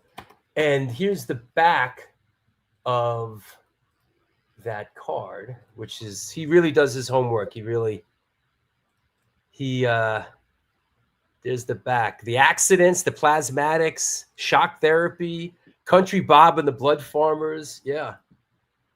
Wow, that's very cool. Yeah. Yep. There you go. So we certainly would be amiss to not talk about this album, which seems to be rich in rock and roll history. There's a classic right there. You know, in doing my homework for the show, I came back to this album again and again and listened to it again and again. Even my fiance said, I want to sing that song if we play again. You know, It's My Life. She loves that song, and this record's really interesting. It has a big Kiss imprint on it. How did this come about? I know there was a prelude to it. How did this come about? Who was involved in it? What was the lead up to it? Well, we were getting ready to go on tour for the Coup d'etat record, and our record company wanted us to do an arena tour opening for a major headlining act. So they were tossing names around like Ozzy and Judas Priest and AC/DC.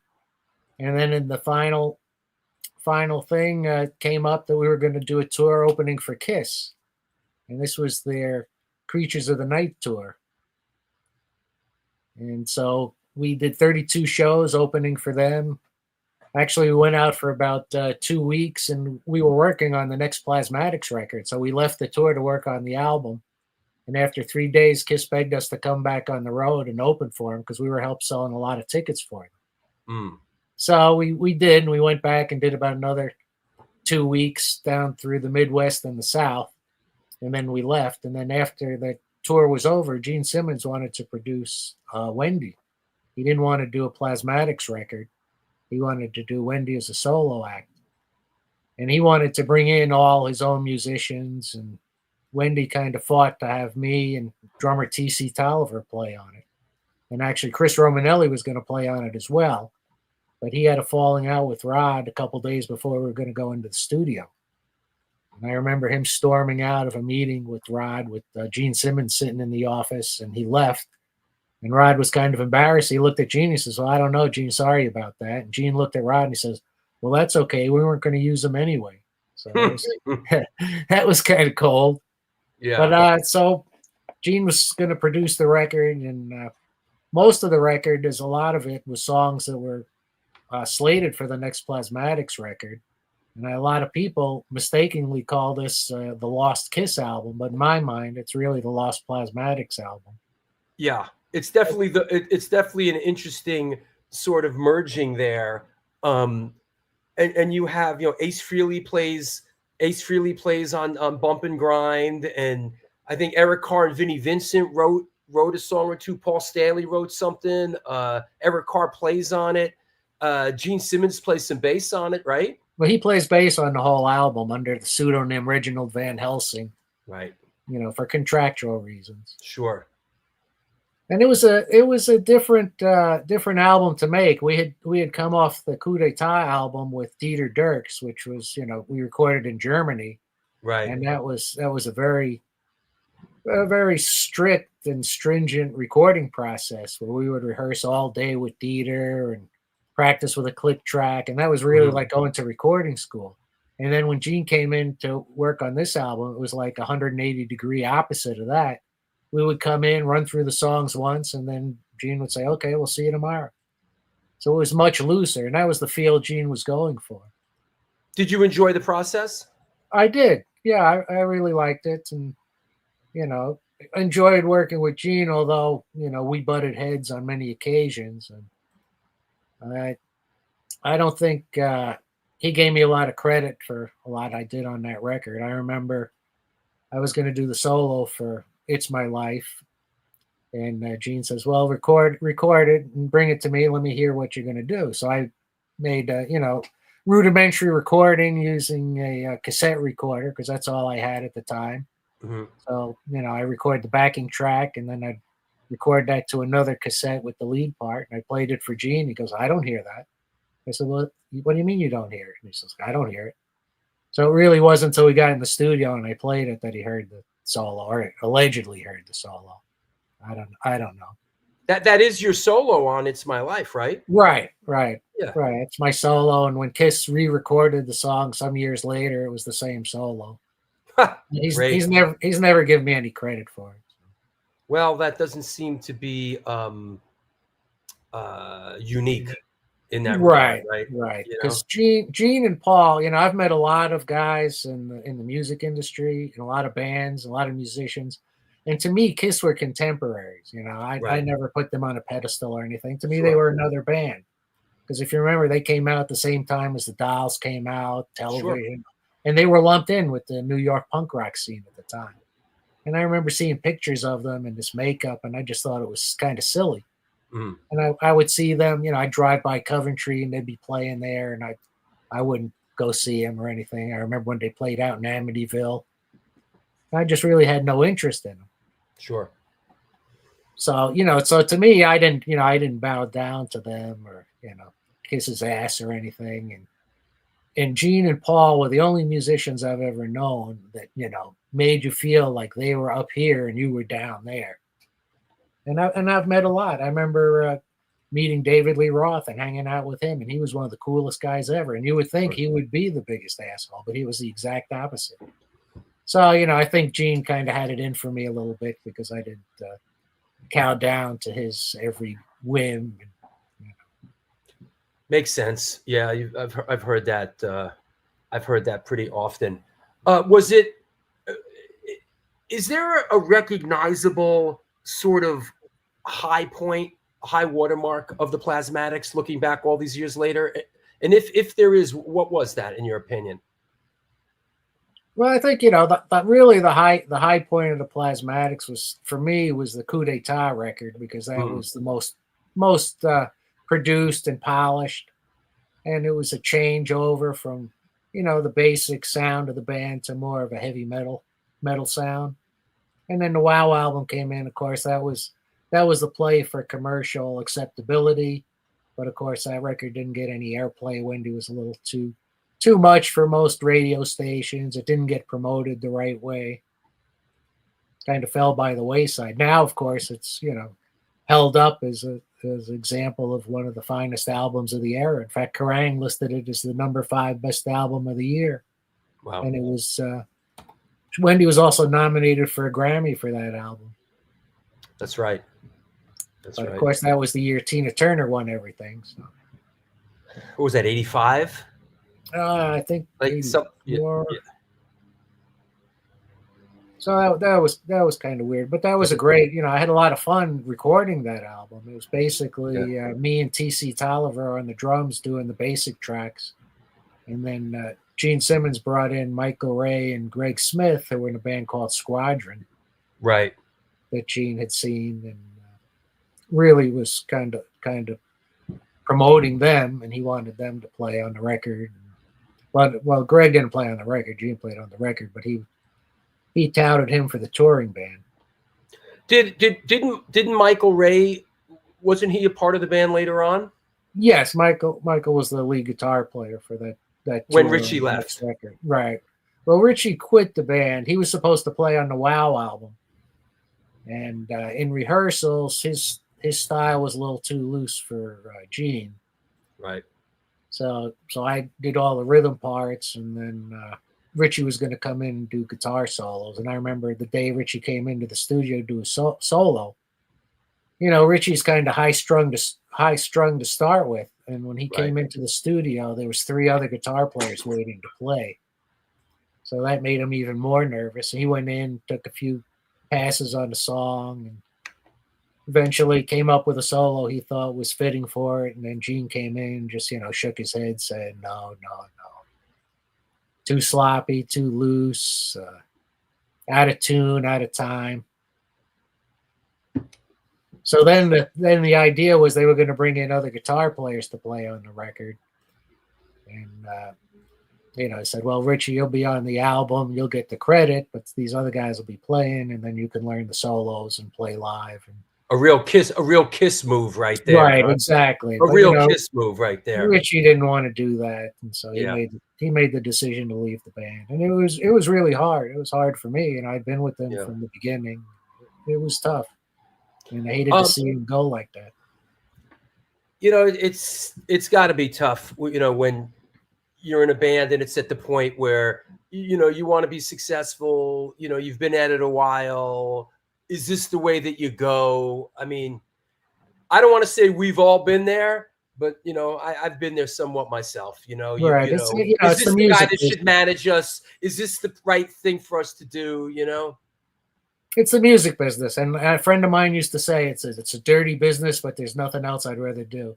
Yeah. And that's pretty much the way I feel about it. Yeah, I like that.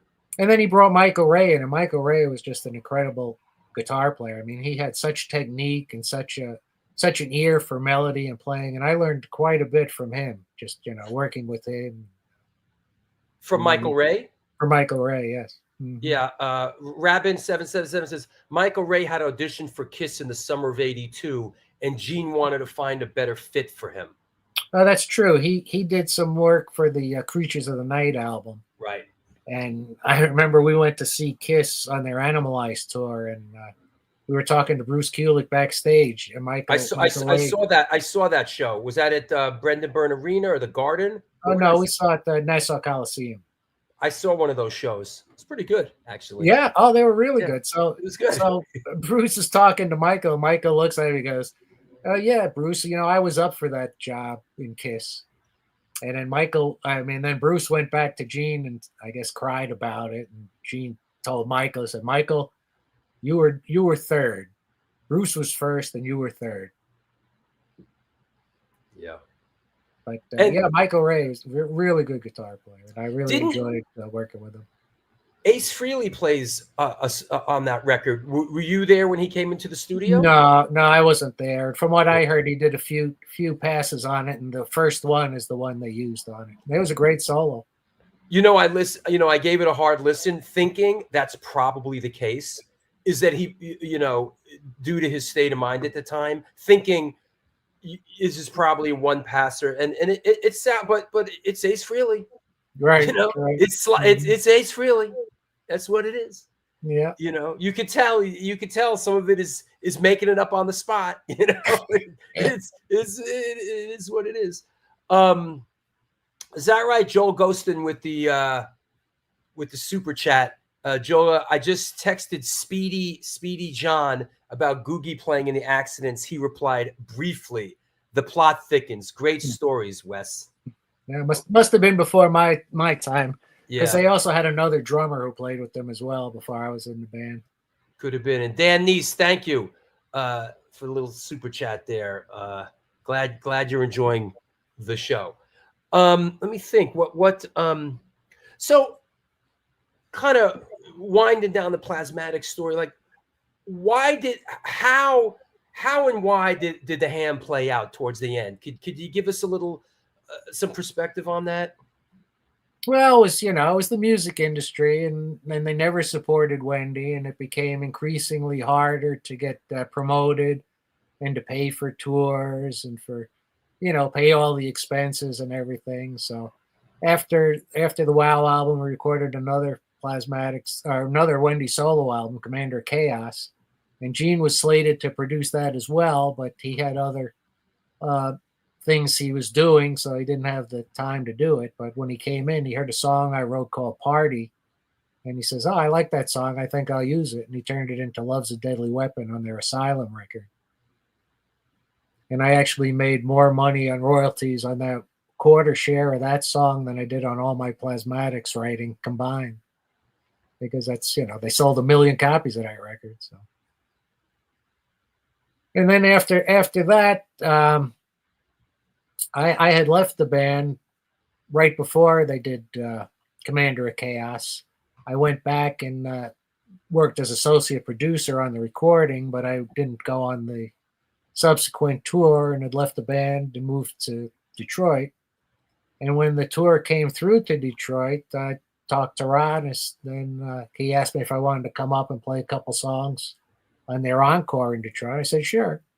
So I went down there, played a couple songs. It felt really good. And, I realized I missed the band a lot. And then they went back to New York to work on the next album, which was Plasmatics album, Maggots, the record. Maggots. Yeah. 10th year anniversary. And again, I was invited back to be associate producer, and I went to New York to work on the record. And Chris Romanelli was playing bass, Michael Ray was guitar. But now on drums, they had Ray Callahan, who was in the band Syntron, if you remember them, power trio from New York. And he was a really great drummer. So I was working on the pre-production on that album with the band, and then Rod says, we need another song. Can you bring a song to the band? I says, okay. I went back and wrote the song Propagators, brought that to the band. And then he asked if I wanted to play guitar on the record, help beef it up a little. I said, sure. And one thing led to another, and then I was back in the band. Did that. And then after Maggots, Wendy decided to do another solo record under the guise of Ultrafly. And that was the Deafest and Baddest album, which was kind of a rap metal fusion. And this is a picture of the last band. Is this the last band that played live? The last it's the last band to play live, right? And, So it's and who's in the band at the last stage? TC Tolliver on drums in the middle, and then that's Greg DiLorenzo next to him on the right on bass, and Katrina Astrin on the far right played guitar on the tour and also a little bit on the record. She had been in a band, all-girl band called The Hunted that opened for us on our Maggots tour. And this is a rare photo of that last lineup, correct? Very, very. This is the only photo I know of the band is together from that lineup. Jim Cherry says the Maggots was the first tour with movie screens. Jim. Yeah, Jim was our lighting director. Is that right? Yes. Oh, he's been in the chat room the whole show. Hey, Jim. Is that right? Hey, Jim. Hey, Jim. Thanks for contributing and stopping by. Anything you want to add, Jim? Feel free. When it ended, did it sort of end? Did it just fade, or was there like a definitive it's over? No. How did that play out at the end? Well, we did finish the Deafest and Baddest tour when we went back to New York, meaning to reconvene and work on the next record, and then just never happened. Rod got involved in some other things, and he was teaching at the University of Connecticut, and Rod and Wendy were living in Storrs, Connecticut, and it just never got back together. And there was always talk of maybe doing something else. Yeah. And I joined a band called Shock Therapy in Detroit, which was kind of an electro, techno, industrial type band. And singer and I talked about maybe getting Wendy to come and do a song with us, but sadly she passed away before that could happen. And this is a Shock Therapy shot here, correct? Yes. These look like some young guys, man. Oh yeah. The bass player in the back was a fan of ours. He came backstage at a show we did at Harpo's in Detroit and introduced himself, and that's how I knew him. And I worked in a music store in Dearborn, and he would used to come in the music store all the time. And one day he came in and asked if I was doing anything, if I'd be interested in playing with a band. And I says, well, maybe. So I went and had a meeting with the singer and started working with him. And he was a genius. I mean, he was a real musical genius, but unfortunately he had bipolar, schizophrenic issue. Met a sad demise. He had demons. He had many demons, very serious demons. But we made some great music, and we were big in Germany. We could never find any traction in the States. But, is that Itchy? Itchy, right? Yeah. Yep. That makes sense. I think I'd be sort of remiss not to ask the tragic news when Wendy passed. Did you see that coming? Was it? How did you? No, it was a total surprise, really. I just had my daughter in April, and I was talking to Wendy about it, and saying I can't wait for you to meet her. And I talked to her actually in January. Before my daughter was born, and she seemed very upbeat and happy, and I really didn't have any inkling of it. And I'll never forget the day I was at work and Rod called me, said he wanted me to know before it hit the press, and told me about it, and I was just totally devastated.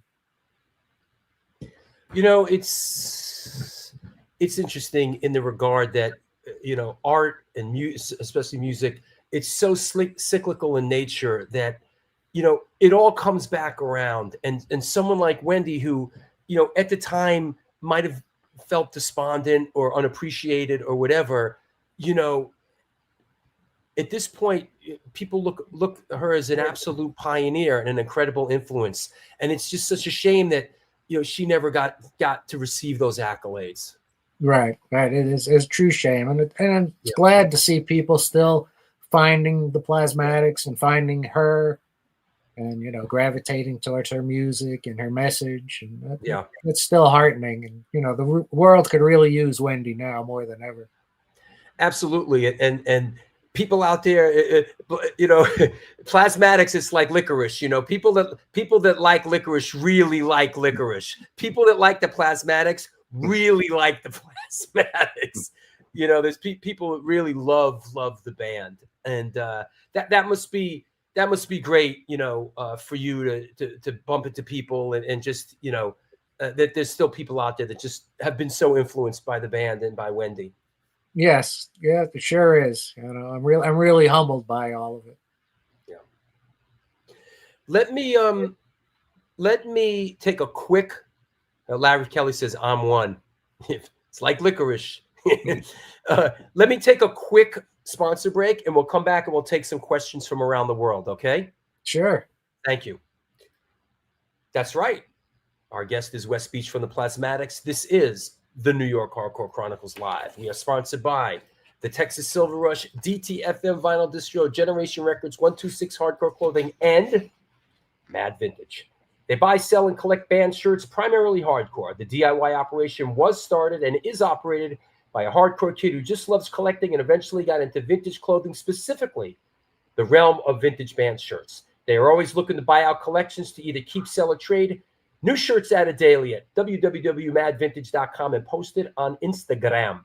Dig deep into that closet of crap and reach out to them.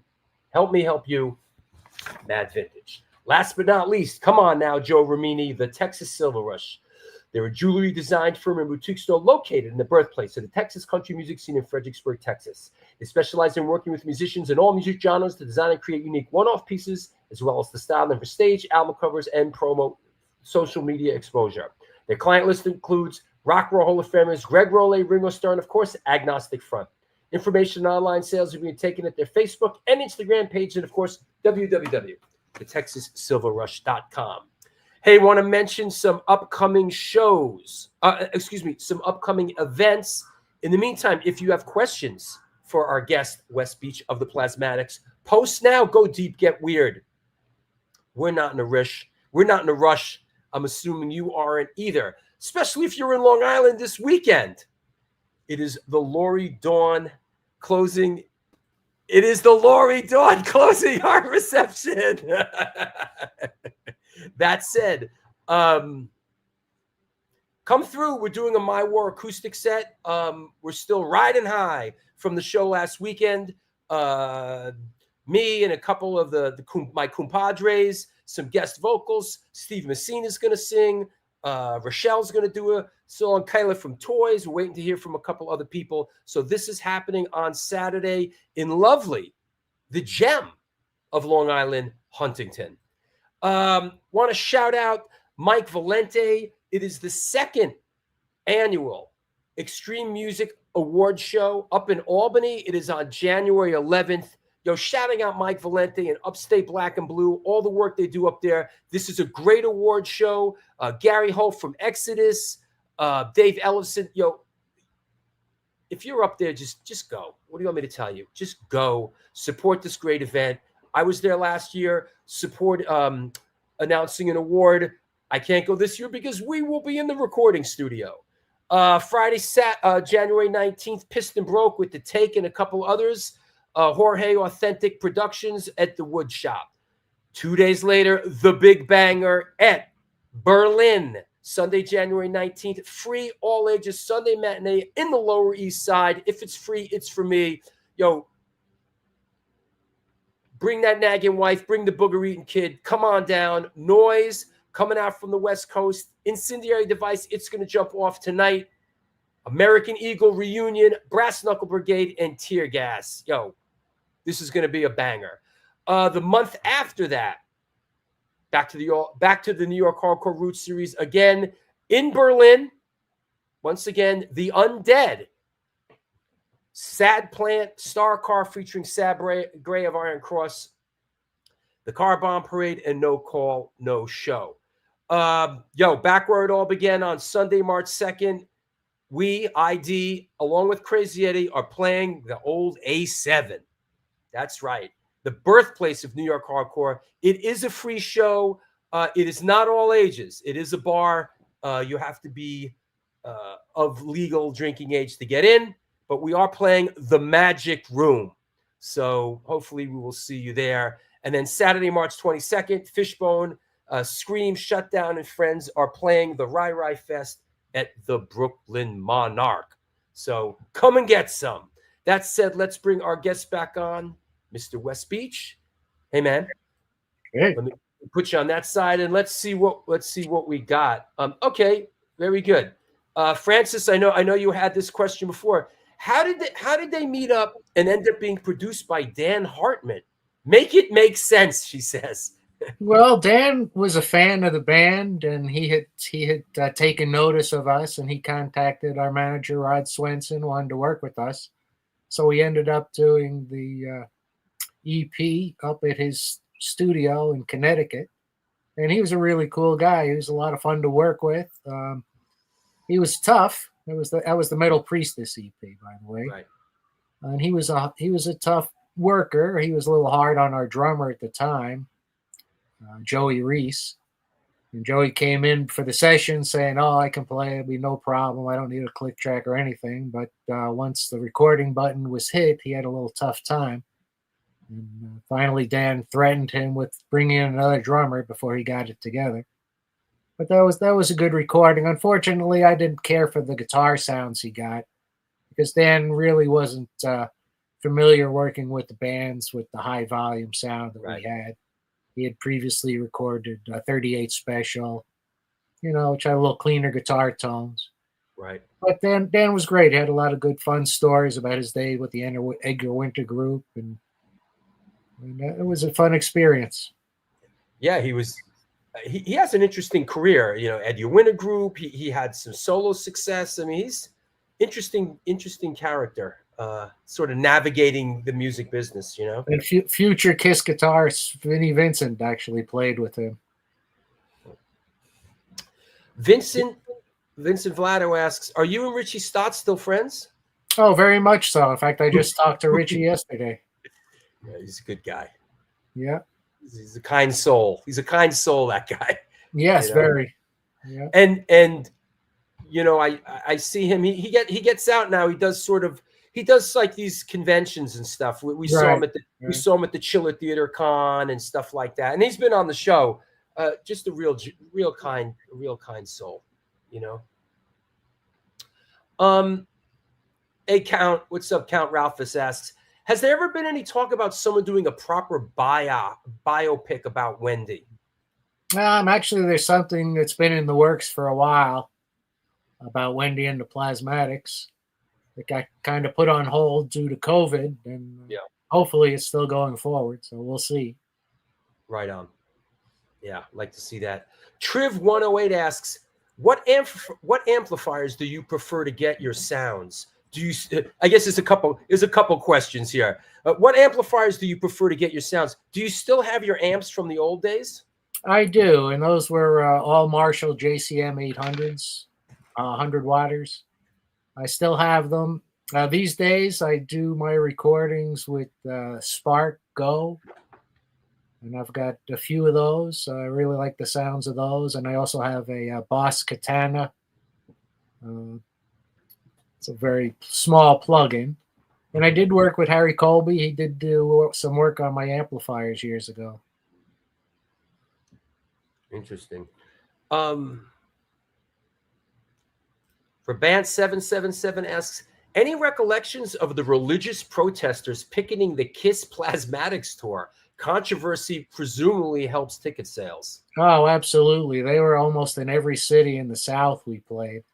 And I remember in Mississippi, right before a show, we were in a restaurant, and the preacher comes over to us. He starts talking to us about, you guys going to the show and blah, blah, blah. And we're looking at him like, what are you, crazy? Because we used to wheel out a pentagram before one of the songs. So I thought that was pretty funny. But I felt a little bad for Kiss because, in almost every city they played, they had to confront these religious people who were only self-promoting themselves and defend themselves. And, Kiss, they're all about the money. The last thing that they're going to promote is satanic music or have anything to do with the devil. So the whole thing was just ludicrous. Yeah. Yeah, those were interesting times in this country, right? Yes, in the Midwest. That's when the PNRC thing was happening, right. And there was a lot of that sort of censorship. In fact, speaking of the PMRC, I'm in this movie. It's called Cover Your Ears, and it's a history of censorship in music. And I'm interviewed for the PMRC when they held up Wendy's Wow album as an example of an obscene record. Yeah. Nowadays that would be tame. That's almost like an ad for a swimsuit. Yeah, absolutely. I have a couple of photos that couple of interesting photos. I just going through them here towards the end here. I like this one here. This is I guess a CBGB's benefit that you guys played. And hold on, just wait for it to click in. Come on. There it is. A CBGB benefit. You could tell it is CB's. I guess it was around, I guess, once again, around in the mid 80s, CBGB's was having some problems, but there's that guitar again. Right. Yeah. Oh, that's Rich. I was trying to figure out who's that on the far. I guess that's Richie Stotts on the far. Yeah, it was just an impromptu thing we did for, just to help support Hilly and CBGB's. Yeah. Lori Dawn asks, Wendy was a vegetarian and into healthy eating. Anyone in the band influenced by that? Somewhat. I mean, we still were all meat eaters. We weren't vegans, but on our backstage rider, we would get no white bread and organic peanut butter. So we would eat healthy, and Wendy would make sure we ate healthy at the shows. She was quite an advocate for. She was a macrobiotic diet? Is it, or she was? I'm not sure, but vegetarian. Vegetarian for sure. Yeah, total vegetarian. In fact, at one point, her and Rod were living on 90% of food they grew themselves in their loft. Wow. So think about that. And Wendy always used to say that she never ate anything with a face. There you go. Here's another thing that someone just sent me that's pretty cool. I guess it's an ad for CB's, See the Plasmatics Live at CB's. Yeah. Cool. That's early on. Yes, Yes, Lori Dawn. She was an animal lover. She loved animals. Absolutely. Yep, and in the end, she worked as an animal wildlife rehabilitator. Larry Kelly asks, any comments about being on the John Candy Fishing Musician Show on SCTV? I don't know about that. I don't know what that is. Do you? Oh, you never saw that? No. Yeah, search that. It's worthwhile checking out. It's pretty funny. Yeah, John Candy was a character. He was always cracking jokes and laughing, and it was a good time. We filmed that up in Edmonton, Canada, way out in the woods. And some of the SCTV cast was there. And I remember we were asking them, where was a cool place to go after we were done with the film. So we wanted to hang out. And Catherine O'Hara was telling us about this place, but she said it was in a real tough neighborhood. And it was a tough club. And we get there, and it turns out it was a comedy club. Danny says, I remember seeing the Plasmatics on Solid Gold in the 80s. Solid Gold was great. We were introduced by Andy Gibb and Marilyn McCoo from the Fifth Dimension. Wow. And we had a lot of our fans there at the show. That was a good time. That's cool. I like this shot. Is this the coup d'etat kind of run here? Yes, that was right around coup d'etat. That was filmed on Wall Street in Lower Manhattan. Right. Nice. And that's T.C. Tolliver on the right? T.C. Tolliver on the right and Chris Romanelli on the left. I see. Got it. Very cool. Let's see what else I got. See, anybody have questions? Post them. We're heading down the home stretch. Well, Jim, your friend Jim Cherry says, how about a reunion? Wes Stotts, Chris TC. Hey, I'm always up for it. That's the spirit. We'll see what happens. That's the spirit, brother. There was talk at one point of getting Susie Sue from Susie and the Banshees to sing with us, but I don't know whatever became of that. Wow. I couldn't see that, but there was talk. Wow. Larry, who was responsible for the look of the band and your outfit in particular? Well, Rod was the visionary of the band, and actually the band was more or less like an art project. It was a conceptual band, conceptual art piece. Rod Swenson was a conceptual artist at Yale University, and the band was an extension of that. And before the band started, when he met Wendy, was he running a burlesque club in Times Square? Was it a burlesque type of place or a? No, it wasn't really burlesque. It was a club that simulated sex acts. Okay, a little more hardcore than that. Yeah, a little more hardcore, right? Yeah, right on 42nd Street. Wow, right in the mix there. What is this? Huh. Did you ever make a promo video for fast food service? I swear I remember seeing a video for it on Night Flight back in the day. Does that make any sense? Yes, there was a video for fast food service, and it was filmed in this Greasy Spoon that was right around the corner from where we used to rehearse. It was before I was in the band. And there was also one shot for Concrete Shoes around the same time. Wow. There you go. There you go.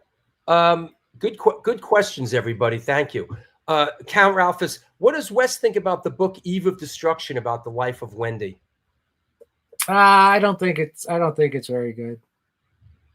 I don't think the person who wrote it was actually a fan of the band. I think they just put it out, as a money grab. Mm. There was a lot of inconsistencies in it. I don't think it was very well researched. Makes sense.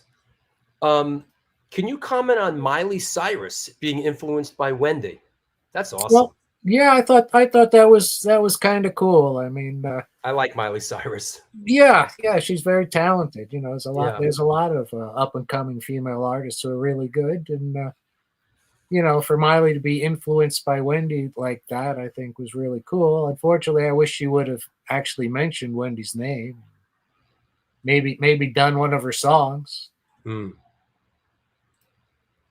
That makes sense. Let me think. Let me get rid of that. Is there these days? Is there? Here you go. Do your musical leanings lean more metal? Do you enjoy any of the New York hardcore stuff? In other words, are you listening to anything new these days, or what's on your radar screen musically these days? Well, I listen to a lot of things. Of course, I loved old punk rock. Johnny Thunders is probably my biggest influence, but I also, like Mick Ronson and his playing. And really, I listen to all kinds of music. I think the new Dictators album is incredible. Is that right? Oh yeah, I've been fans of those for forever. The new Dictators record without Dick singing on it, right? Right. I mean, it's really good. Of course, I'm a big Handsome Dick fan as well. Sure. So I'm just sad. I'd like to see them get back together. Yeah, that's interesting. Yeah. And is Andy singing? Who's singing now? Keith Roth. Oh, okay.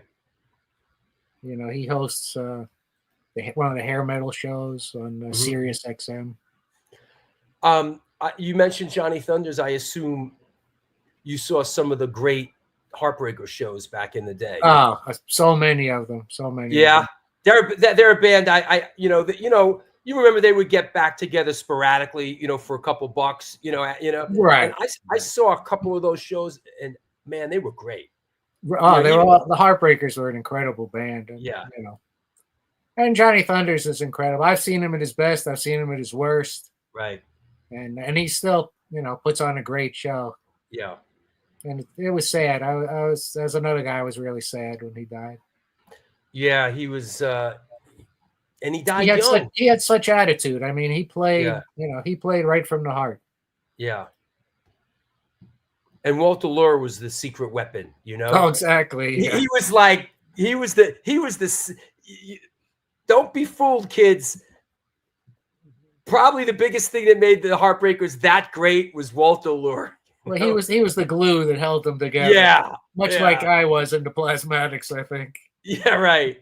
Exactly. And you know what? We did mention the Dead Boys earlier. You said you saw some great Dead. I mean, I wish I would have saw them. They were to me the Dead Boys. In retrospect, and I got a chance to do a deep dive into the Dead Boys when I directed the Michael Alago film, because he ran the Dead Boys fan club and had a lot. And I really, really did a deep dive. To me, in a lot of ways, they were a real punk band. That was a punk. They were punk. They were a punk band. Right. They were like really, they were the real deal, you know? Well, there was nobody like Stiff Baders, that's for sure. Yeah. Yeah. That said, yeah, great. As we head down the home stretch, what does the future hold, Wes, for you? Well, Looking down the road. Well, I'm still writing music. I've found my songwriting capabilities really light up within the last few years. I'm working on some new recordings. I did a song I wrote called Wax Fruit by Bloody F Mess. I wrote the lyrics for it and sings on it, and that's a video you can check out on YouTube. I'm also currently working on some new material with him. It's going to be kind of a Plasmatics tribute, 4 Plasmatics songs and 2 original songs. So that's in the works. Hopefully that'll come out sometime next year.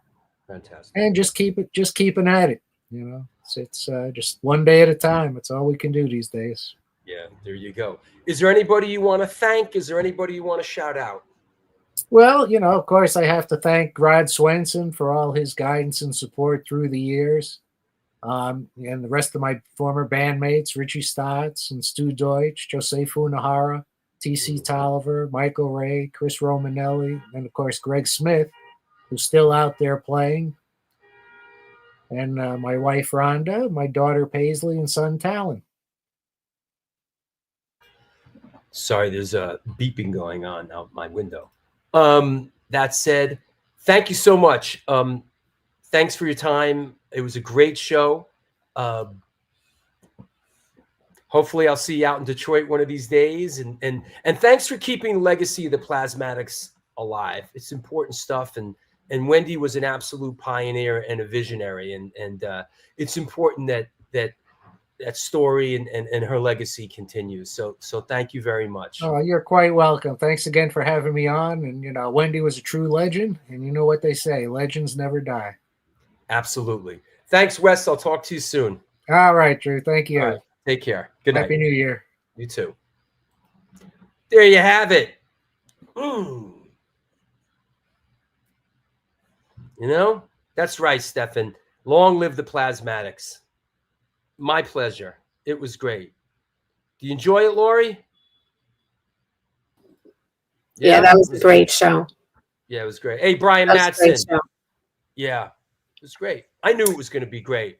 Yeah, and I always loved Wendy O. Williams, and she was just an incredible person, and she was so much more than her stage persona, you know. She was a very intelligent, smart, creative, loving person.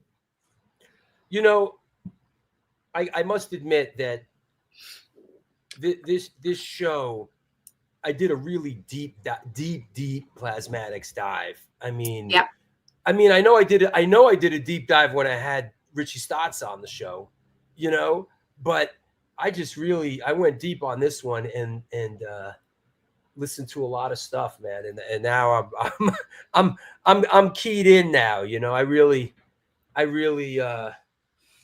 know where I'm going to go back to some of that stuff, you know. I really enjoyed it.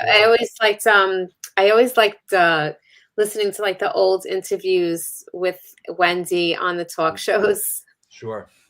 She's just so sweet, you know. I've got to, maybe I'll ask Wes. I got to reach out to Rod Swenson and see if he'd like to. I'd love to have him on the show. Mm-hmm. Yeah. You know, he's that guy's a visionary. You know, he's the guy that put the whole thing. Yeah. The whole thing together. You know, and it was you know, I think he was an artist too, or he went to art school as well, and so this is like an art school project, you know. Yeah. Yeah, he was the visionary behind it. Absolutely, yeah. You know? So good stuff, and we will see you. Yes. We'll see you out on Saturday. In Huntington. Yes. On Saturday. Beautiful tropical Huntington. Yeah. Come on out. Anybody out in Long Island? We're doing a My War acoustic set. Yeah. You know, it's going to be great. We're doing a bunch of stuff. It's going to be fun. It'll be a fun day. Yep. If you're planning on going to Zach Sabbath that night, you can stop in and still, you know, stop in for about a half hour and still make it in time for the Iron Maidens. So it's 10 minutes away from that place by foot. And we'll be back 1 week from today with Nathaniel Shannon talking about his St. Vitus book. So thanks, Lori. Thanks. I'll see you in a couple days. Thank you. Happy New Year, everyone. Thank you. Well, thank you. You're doing a more. Listen, I'm in the business of doing. Listen, I'm in the business of amazing, my friend. You know, I'm a wizard, not a musician. I'm a wizard, not a magician. God damn it. Raven 777. Excellent show, Drew. I've missed catching the live shows. Well, welcome back, man. 6 months. Thank you for coming back. 6 months and you're back. Fantastic. You know, really great. Well, thanks a lot, everybody. Fantastic show. So great to connect with the community and everybody out there around the world. Hey, Jim Cherry, thank you for being a part of the show. You know, thank you, Jim. It was nice. Nice when new people come along to watch the show. We appreciate that. And, you know, and everybody out there. Is that right? I should interview Zach Wilde. Listen, you see what's going on here? Bam, bam, bam, bam, bam, bam, bam, bam, bam. Yo, my dance card is full, Bubba. You know? The show's, you know what we say here? Eventually we make our way to everybody. Everybody. You know? G-Man Sullivan, Gary, we did a show with Gary. Gary was a guest. James Batista. Yeah, man. It was a great interview, and I'm glad you enjoyed it. There you go. Thanks a lot, everybody. Have a happy new year. Tell your loved ones that you love them. Life is short. Until next time, do good things, and good things will come.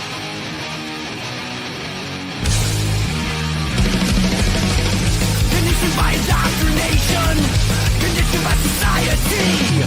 You're a victim of the digital age, a 21st century casualty.